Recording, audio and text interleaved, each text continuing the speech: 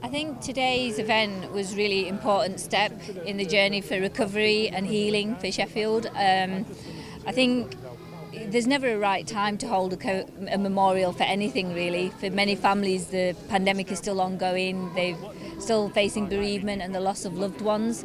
So I think really this is just a marker, this is just putting something down to acknowledge our communities, what they did for each other, but also to acknowledge all those families and all those people that have lost their loved ones as well to COVID and its impact. And I think it's also a starting point on a journey to continue this journey to support those who have lost loved ones and those who are still suffering with COVID. You represented the community both in the religious manner but also as a worker. Can you talk me through what happened? I was listening to you, your speech was very, very interesting. It was really interesting because I got to see it from both ends. I got to see it within the hospital and also in the community.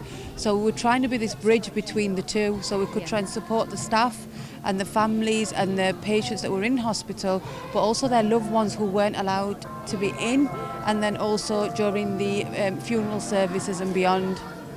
Sahida, you are the leader of FaithStar, but also you led the response team, the BAME response team during COVID. You know, in terms of that, looking at this today, do you think this is the perfect tribute to those that we lost? I don't think there'll ever be a perfect tribute. You can't have a perfect tribute because there are so many amazing people in our communities who stepped up in ways I'd have to stand here for a week, you know, naming all those individuals, naming all those communities. There were so many people, you know, from small acts of kindness to big acts, you know, whether it was community organisations organising halal food packages, whether it's myself and Sabia trying to run around, you know, funerals and religious guidance, or whether it was, you know, our community leaders, people like the BAME 5, the BAME Action Group, all of those people, you know, the way they stepped up for their communities and what they did, there's nothing we can do can ever honour that. This is just a few words and a moment of reflection, but really the testimony of their work is how with such high regard they're held by their communities, because now the community knows who's there for us in times of need. And speaking of that, what do you think this will mean for the BAME communities, especially the way they came together during the time of need? Just so proud of the community because our communities really stepped up. They took it on themselves without any guidance. They went out there and they sought the guidance themselves. They read through government documents. They spoke to people in all sorts of organisations to be able to bring the best of the best for our community. We were going through such a difficult situation and everybody was learning on the day at the same time, and they tried to do everything they can to pull out all the stops to make sure we were honouring those people that we were losing and their families.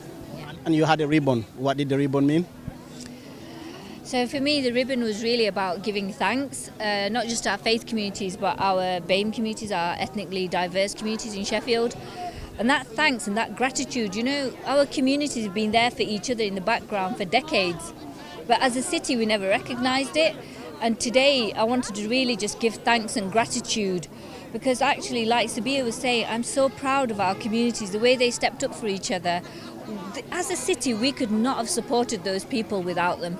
They supported themselves, like Sabia says, you know, coming every Thursday to a meeting.